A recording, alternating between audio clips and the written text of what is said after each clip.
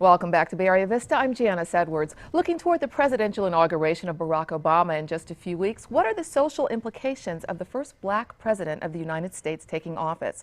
And what are some of the many challenges that the new president faces? My guests are Dr. James Taylor, Associate Professor of Race and Ethnic Studies at the University of San Francisco, Dr. Ron Takaki, Professor Emeritus of Ethnic Studies at UC Berkeley, and the author of several books, including a recently updated version of A Different Mirror, A History of Multicultural America, and Dr. Dawn-Elissa Fisher, Assistant Professor of Africana Studies at San Francisco State University. Welcome to you all. Thank you for joining us. Thank you. We were talking obviously in our first segment about the challenges, and I'm wondering for you, Professor Taylor, when Barack Obama was elected, you have said that you voted for him. What did it mean for you personally? For me personally, I've been doing a lot of analysis about it, so I sort of had to try to be balanced and neutral as much as I can throughout this process.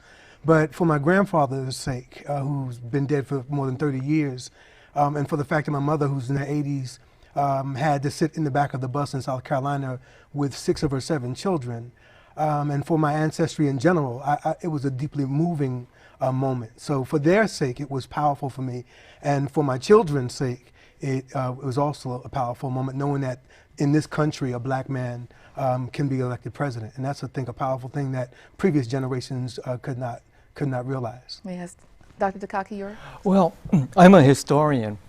And for me, Obama's victory sent a scintillating message across this country. The time has come for us to have a more inclusive and hence more accurate history of America as a nation peopled by the world. And so I welcome this because I'm thinking we can rethink the way we think about American history so that names like Obama and Takaki are no longer funny names, you see, that there's no longer this master narrative of American history that says that Americans came originally from Europe and that Americans are white or European in ancestry.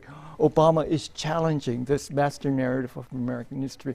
And so I was just euphoric. And Dr. Fisher, what about you? Even though I'm a resident of San Francisco, I happened to be in downtown Oakland when the streets were overcome, at Everett and Jones, when the streets were overcome with thousands and thousands. Well, no barbecue place for people who don't know. Yes. Absolutely. So it was a moment. I was there with a lot of children, and to see the children ranging in ages from 3 to 11 screaming Obama and just crying with pride as everybody came together and shared this moment, watching people come together in an authentic way as human beings was just amazing and beautiful. Yes, there were many celebrations throughout the Bay Area in terms of that. And Professor Takaki, you were mentioning about the cultural heritage and the fact that he had a white mother and an African father. Yeah. In your book, you talk about Americans being of all races and people not perceiving that. And I'm wondering, do you think people should be called American Africans, American Japanese, as opposed to Japanese American? No, I like it. African Americans, Asian Americans. Why? Because American is the noun and African is the adjective. Okay. We are all Americans, and that's what Obama personifies. We are all Americans, even though we come from different parts of the world. We are all Americans. And he sends a signal to people around the world.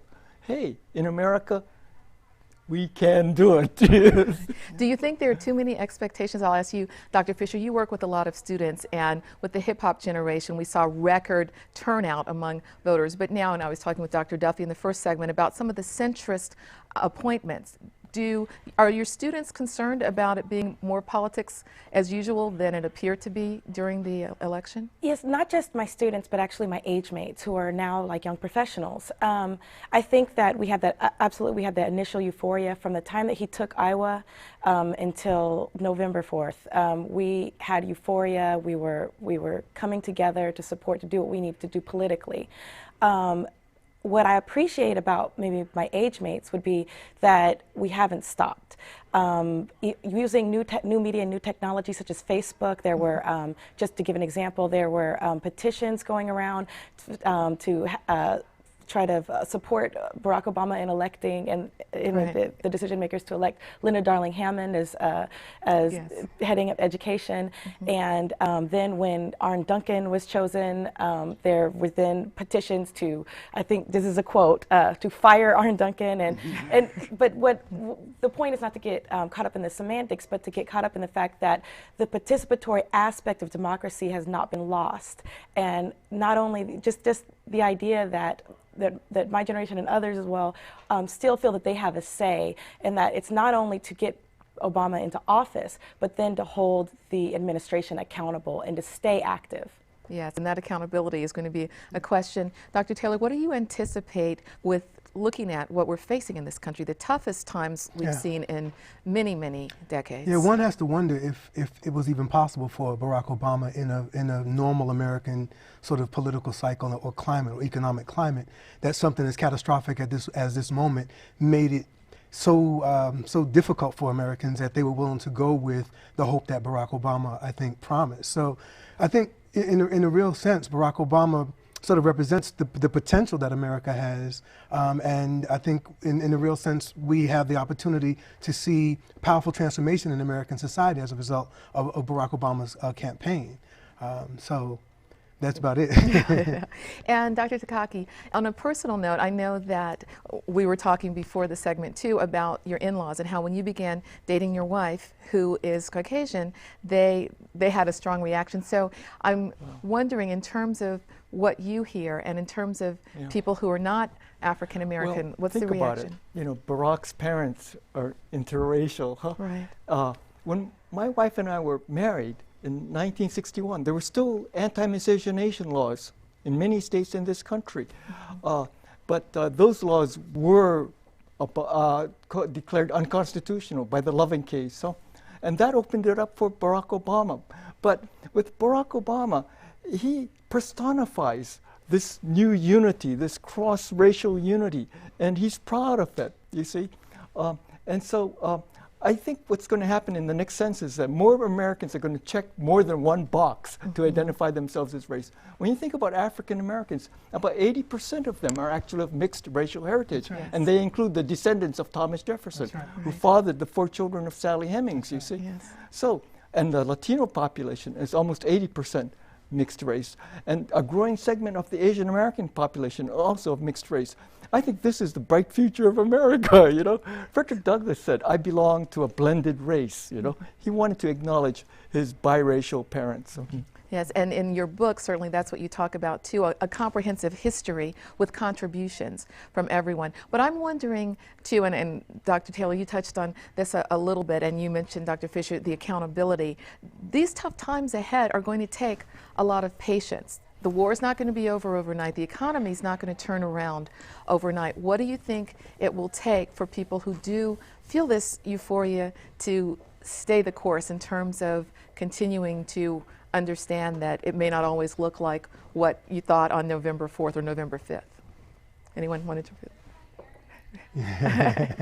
Go ahead. It just seems to me that that it's going to take a grassroots effort. I think right here in the Bay Area, people have been organizing, having these sort of off-centered meetings at people's homes, at local churches. I'm familiar with one church here in San Francisco recently that had a meeting where they're trying to sort of stir the momentum, maintain the momentum, to try to motivate people to continue on. I think one of the most important things is if you go back to 1941, there was a situation where FDR was wanting to do something with regard to labor, and he couldn't do it because the politics of the moment would not allow him. So he told Asa Philip Randolph, go out and make me do it.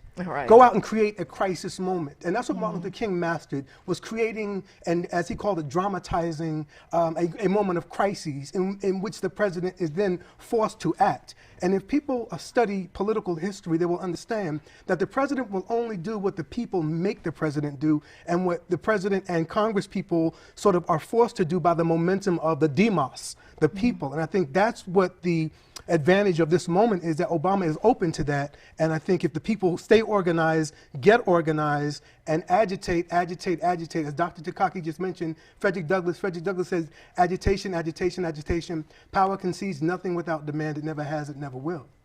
Well, on that note, I wish we had more time, but I want to thank you all for joining us with some thoughts as we look toward the future. And if you'd like to contact our guests, information is on our screen. That's how you can contact Dr. Fisher at San Francisco State. She's known as the deafprofessor.com is hers. And then Dr. Taylor will be at a special forum with the Commonwealth Club, and that's on Martin Luther King's birthday. Information is there on our screen. That's in Lafayette, California.